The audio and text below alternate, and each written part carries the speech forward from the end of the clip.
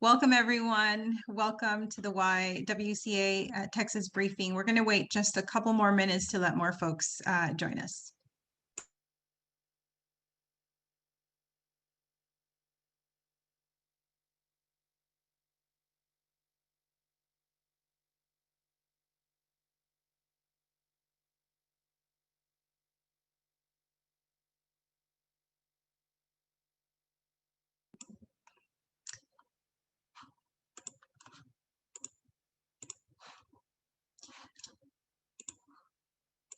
All right, we can go ahead and get started. Welcome again, everyone, to the YWCA's of Texas briefing.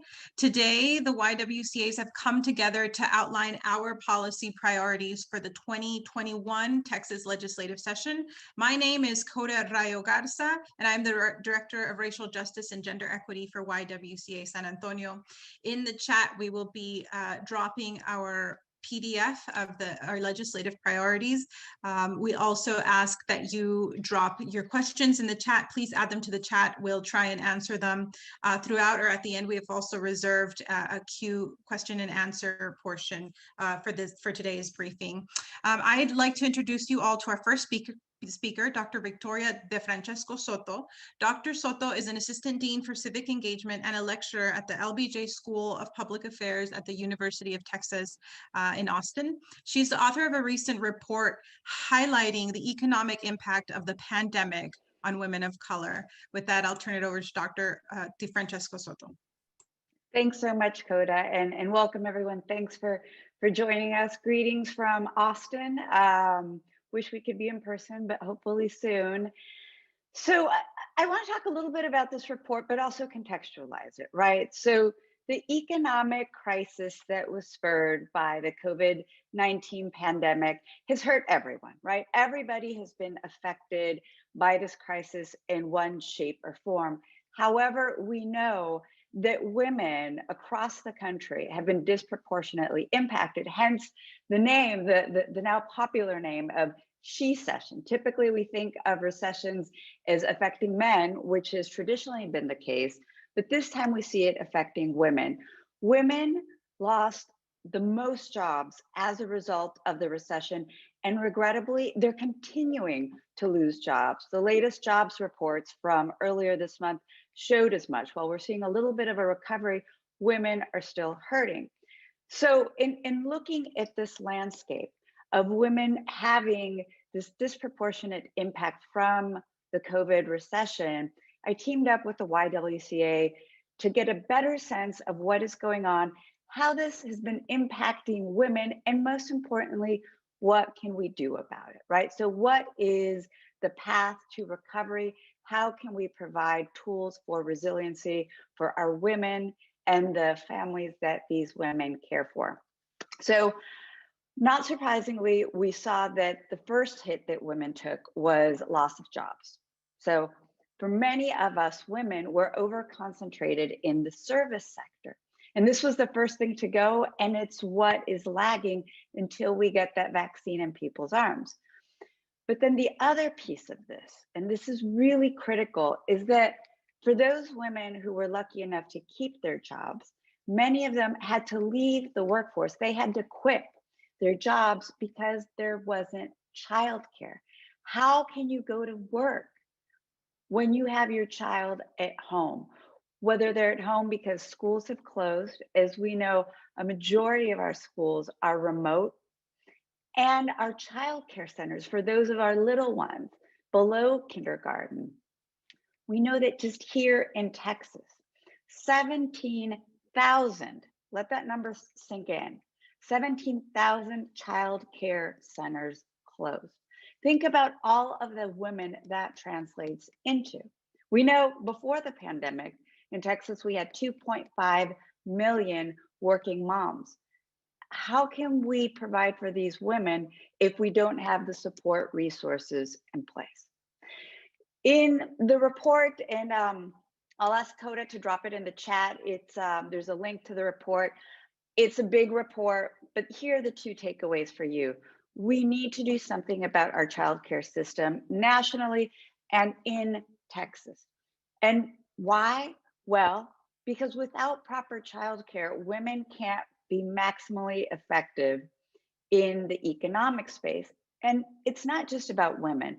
We know, and there's oodles of studies, it's kind of boring, but if you want, read through it, that when we are supporting women through those childcare centers and we have a robust childcare system, it's a return on investment for everyone. You know, women are better able to integrate into the workforce. Families have more income. States, localities have more revenue. It is a win-win. We have less crime. I mean, name a factor, and it is supported by having a strong childcare system. The second piece of the report, which I won't go into here, but I'm happy to address in Q&A, is also thinking a little farther to short to medium term, is we need to figure out how we're going to retrain and upskill our women, because the service sector, it was hit. A lot of these jobs will come back once we get past the pandemic, but at the same time, we know that automation, AI is coming for a lot of these jobs that us women occupy. So how do we make sure that we upskill women into professions that will be around, into professions that maybe draw on technology? How do we chart out that path? So I think this is something that as policymakers, we need to think about. But in terms of the immediate term, we really need to get our act together when it comes to childcare, because look, prior to the pandemic, our childcare system nationally and in Texas was pretty terrible. Ask any mother. Now it's in shambles. And the thing about this is that it's regrettably across the board. Women who have more resources, women who have fewer resources, the availability of childcare has always been a problem. So this is something that we need to address head on, do so quickly, because this really is the first step to charting a recovery out of COVID, and not only to helping the children and their mothers, but economic vibrancy for Texas as a state and ultimately the nation. With that, I will leave it there. I think I'm going to pass it over to Glenda.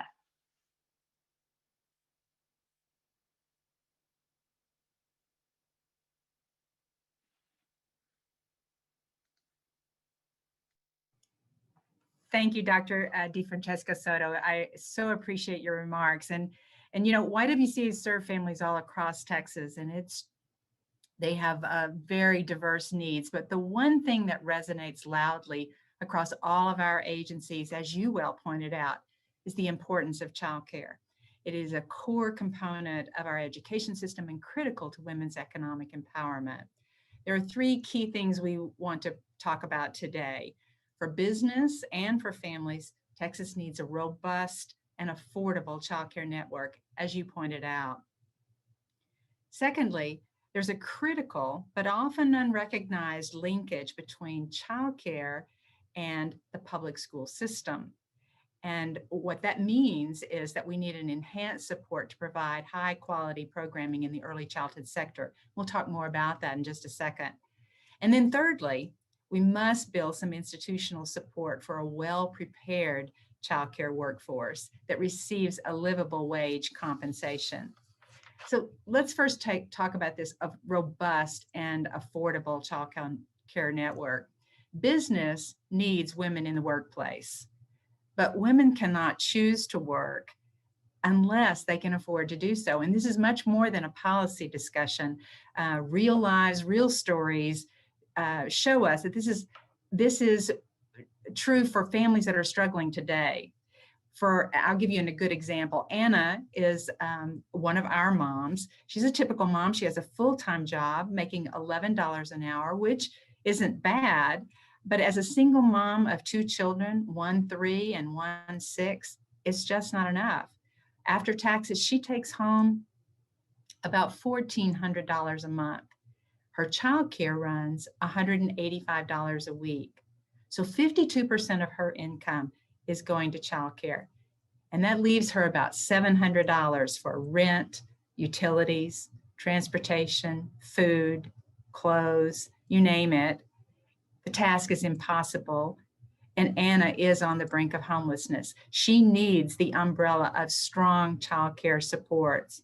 So we can provide that by ensuring there is sufficient funding to the Texas Workforce Commission, and they will support our local workforce solutions offices and allow them to fund childcare services more broadly. Every child deserves quality care, and with adequate funding, we can eliminate the wait list for childcare, keep women in the workforce, and keep families like Anna's sustainable. And that's critical. Our second issue is around the critical role that early childhood and after-school care plays in our education pipeline. You know, when we rank public schools and we look for success, we connect it to quality schools and quality teachers. And we agree really quickly that children who aren't reading by third grade are at risk.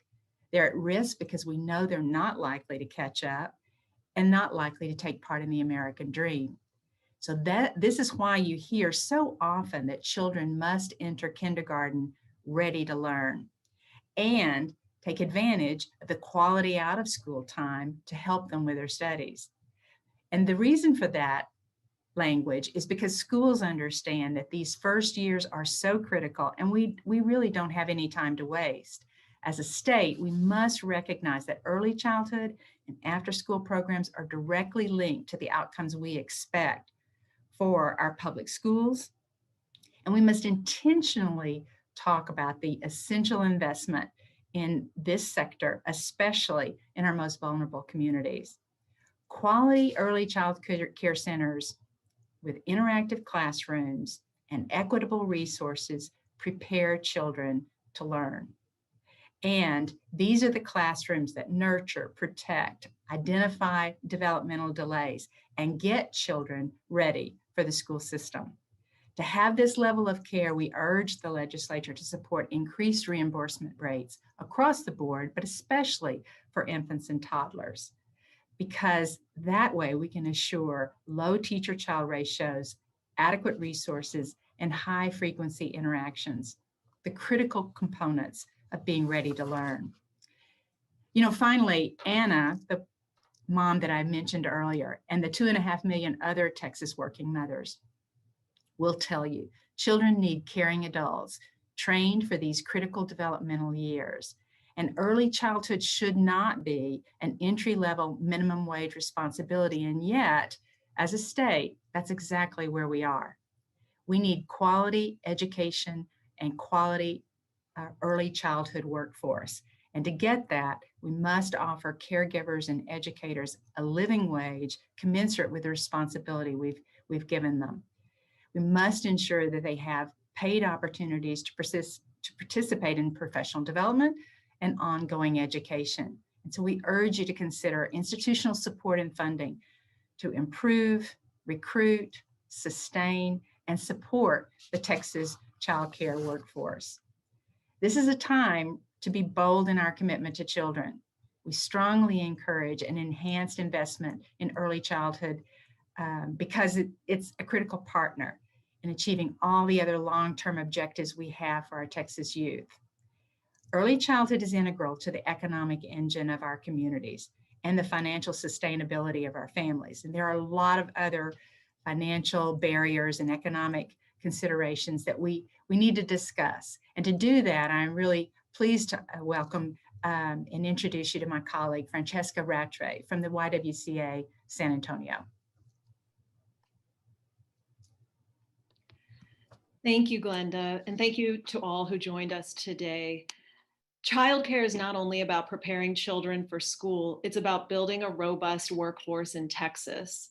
In fact, all of the policies we are discussing today affect workforce development and economic empowerment for women.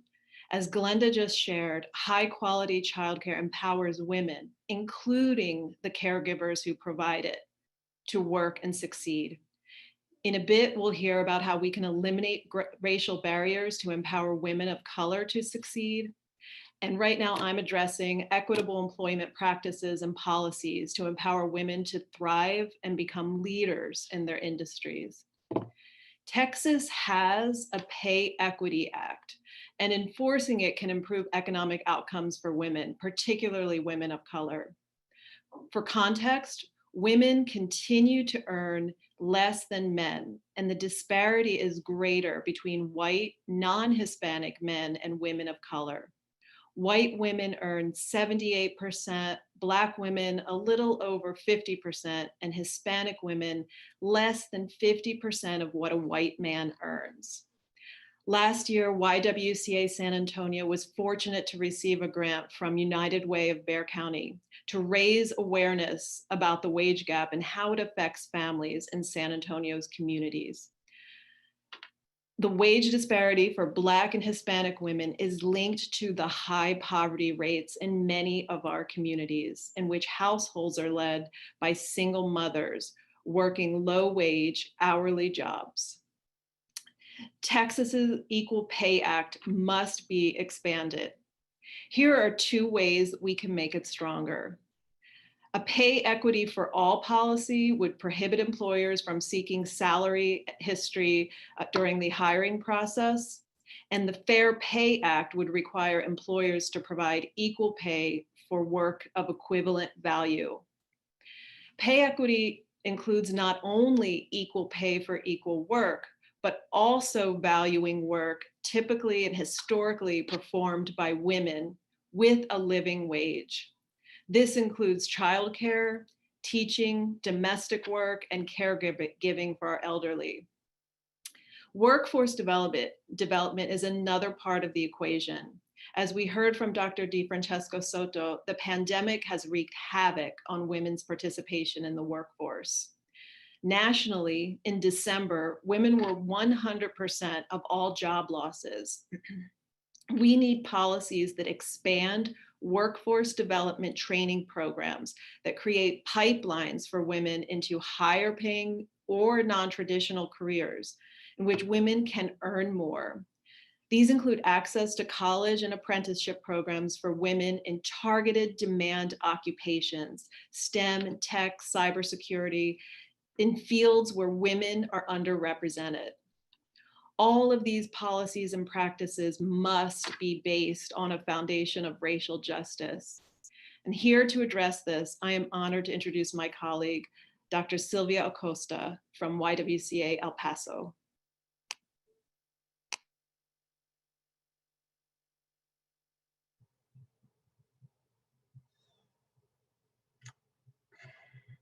Thank you so much, Francesca.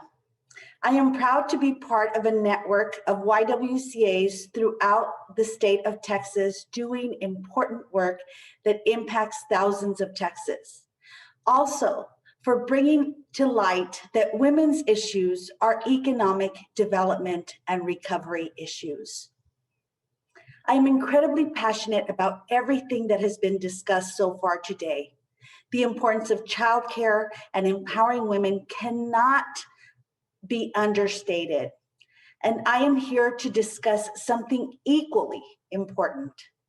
As a leader of an organization representing the collective voices of the thousands of families we serve in Texas, I would like to introduce the discussion on racial justice. According to Reuters, in 2018, the FBI reported a 21% increase in the number of victims of anti-Latino or Hispanic hate crimes. In 2019, El Paso, Texas experienced the largest attack against people of Mexican descent in recorded history. 23 individuals were murdered at the hands of a white supremacist who espoused fears about caravans entering our country and other hateful rhetoric. In October 2019, YWCA El Paso was called to testify before the House Ways and Means Committee in a hearing where we spoke about the language of hate, its impact on communities of color, and next steps after the attack. The fact that this hearing was called speaks to the impact of hate and racism across the country. Some people may believe that this attack was a one-off, an outlier, or not indicative of the average person's lived experience. but those people would be incorrect. YWCA is not asking for anything radical. We are asking for fairness. We are asking for equality, and we are asking for the better good in all of us to prevail both individually and within our systems. Systems that allow for unequal justice or unequal treatment should not be tolerated in Texas. We must denounce racist rhetoric. We must reevaluate policies and systems that allow anyone, especially people of color, to be treated as less than in America. These include policies on immigration, voting, law enforcement, education, and health. We are here asking the support of Texas legislators on actions that ensure safer interactions and just treatment of all people. No Texan should expect less. These reforms must ensure that dignity and equality are at the center of all legislation. We must treat immigrants with fairness. We must expand access to voter registration, polling places, and increased voter turnout. We must support law enforcement with resources that support an equitable and just Texas. I will now turn it over to my colleague, Naya Díaz from YWCA Austin, to discuss the issues of racial justice and health. Thank you.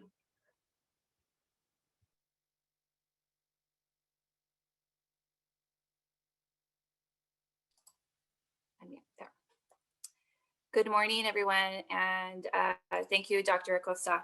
I really appreciate you giving us a robust and raw experience of how racial injustices show up in our communities. So yes, my name is Naya Díaz. I'm the Executive Director here at YWCA Greater Austin. I'm glad to share this space with our YW Texas affiliates and Dr. Francesca de Soto, who we actually both reside here in Austin. I'd like to focus today on some public and mental health policies that can support addressing racial justice for women and their families in our Texas communities, as we move forward to heal our communities from the trauma of over 3 million people affected by COVID-19 and the lives lost today, which our president actually has stated forecasted amount of deaths that can lead up to about 500,000 lives lost. We must seek justice by first recognizing the disparities of our Black and Brown communities affected by pre-existing social determinants of health and trauma prior to COVID-19 and the compounded effects that it has today. Our data and our narratives today will tell you one thing. Our communities of color get hit the hardest when disasters, societal setbacks, and calamities are faced. History will tell you we are still feeling the effects of the physical and mental health traumas from wars, natural disasters, and violence, which is no different than when our communities are hit with food scarcity, the opioid or foodborne outbreaks, and as we are witnessing today, the biggest health pandemic we have experienced in our lifetime. By definition, a crisis affects large numbers of people. It must threaten the health over the long term, and it must require the adoption of large-scale solutions. So we understand the following as facts. Racism is a mental health issue because racism causes trauma.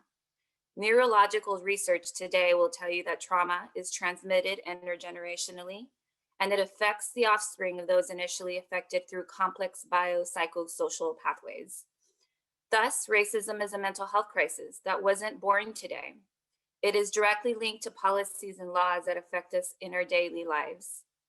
Racism has shown itself during the COVID-19 pandemic. We are witnessing Black and Brown essential workers with the highest death rates, and by extension, Black and Brown women. Racism is linked to access to wealth. Black and Brown families substantially have less access to wealth as compared to white families. Access to resources and wealth can help get access to good healthcare. Through systemic racism, there was a massive disinvestment in communities of color, disinvesting in Black and Brown communities, eliminating access to wealth, access to good schools and good healthcare, while investing in policing and putting Black and Brown people in prison, instead of focusing in transformative and restorative methods of healing and trauma-informed support.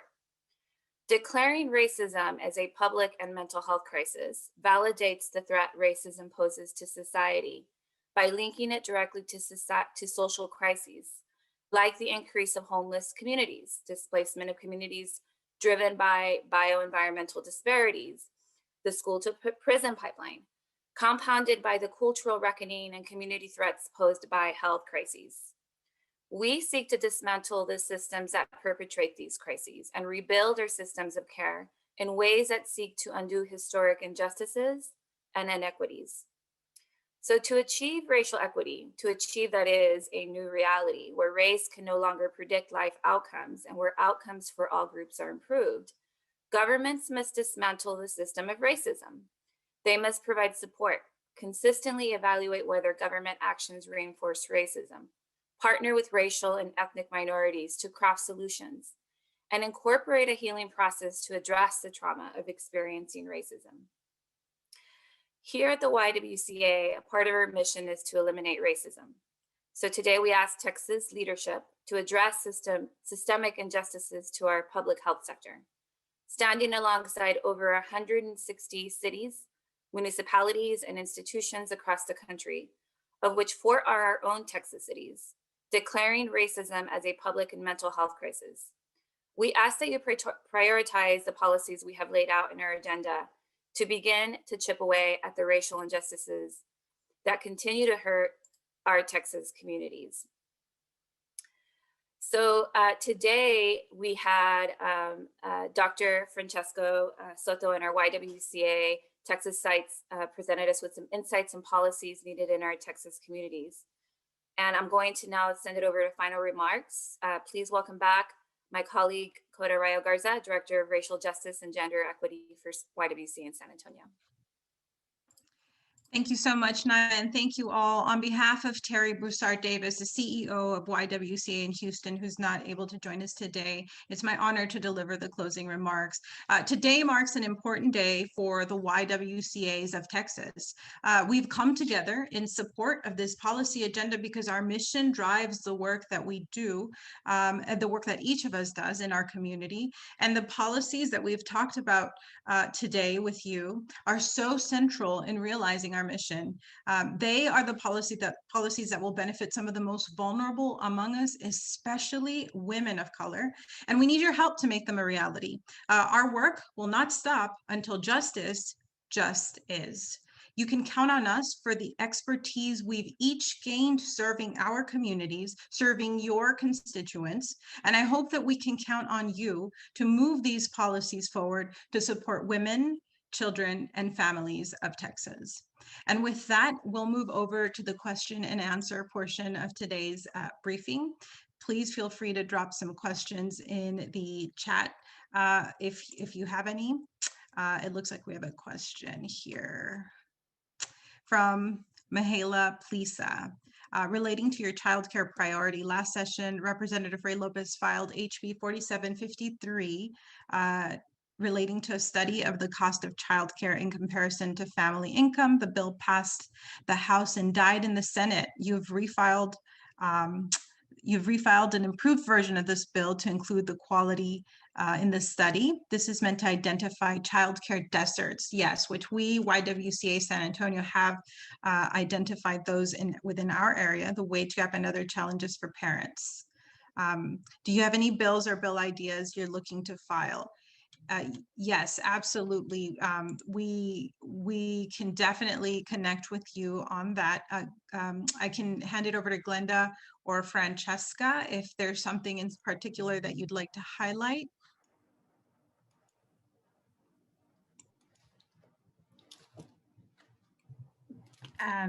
Go ahead, Francesca, or I'll just say that we will contact you offline to talk about what kinds of things that you feel like you may need. I'm certain that the combination of this team from the YWCAs across Texas can provide you some additional support on those issues. Francesca, would you have anything else to add?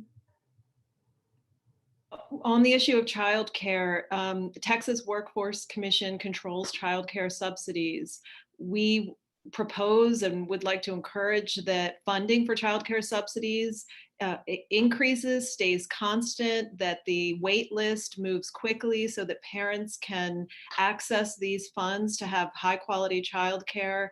And with regard to the wage gap, what we mentioned earlier, equal pay for work of equal value, expand Texas's Equal Pay Act that we already have enacted, and encourage at the local level for employers and municipalities to enforce equal pay for equal value, so that hourly workers, like our childcare workers, can earn a living wage. I'd also like to state that we are partnering with statewide organizations like Early Matters, as well as Children at Risk, that are introducing legislation and working with various legislators throughout the state of Texas to promote equitable childcare legislation. Please thank Representative Lopez. We know that it is a heavy lift, especially during this budget year, but we also know that children must be a priority and childcare must be a priority if we are to recover economically as a state. So thank you very much. And I do have a list of those legislative priorities, and we will be sharing those with you. There's another question in the chat from Simon Salas. He's asking, who are the state legislators that are advancing our legislative priorities? Simon, this is historic. Today is a historic day because today we are coming together united for the first time to share with you all, with the legislature, our priorities. We are certainly looking for partners, certainly looking for bills to support. Again, you can count on our expertise. Happy to provide testimony at committees, happy to share data that we have quite a robust research and data component that we're happy to share with you all. But that's where we are right now. We've now shared with the community, with all of you, what our priorities are, and so the next step for us is the advocacy piece, to continue to do that, partner with your offices, partner with other community organizations to address our priorities. It looks like there is another question from Teresa Myers. I would like to make a special ask. All of the issues you noted are only emphasized to a single mother of special needs child. My ask is that this can be highlighted and mentioned in your ask, particularly with the statistics showing an increase in autism diagnosis in our children. I could hand this over to maybe Naya or Glenda, any of our CEOs that would want to take this question here, or recommendation rather, that have a comment to share. Absolutely. I think this is a very key point, is that what we see in our own centers across Texas is the increasing number of children with special needs that need to be addressed, and that need to be addressed through the funding sources, because they do often require special ratios, they require special activities, special resources, and childcare centers need that additional support. So for sure, we can add that into our legislative priorities.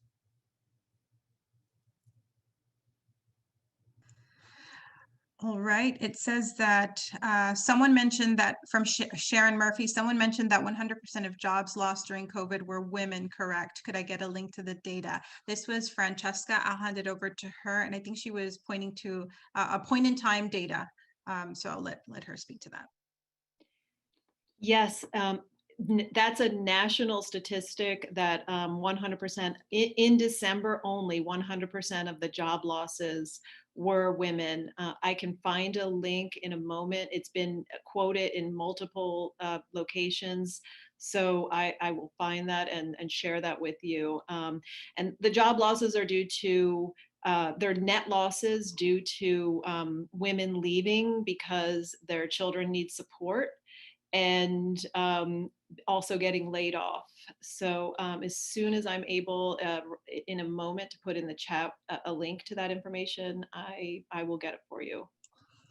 Yes, and I will also add that here in San Antonio, we do have data supporting or telling us that as of October, there had been 44,441 Latinas in particular that have left the workforce. So obviously part of the She Session, part of the economic impacts of the pandemic. Are there any other questions that anyone has?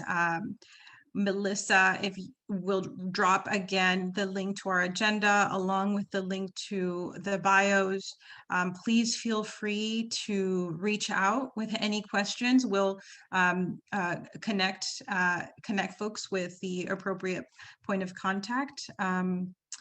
But if there aren't any more questions, we want to thank each of you. We want to thank representatives from our legislative offices, representatives themselves who joined us today, community partners and funders who were a part of our briefing today.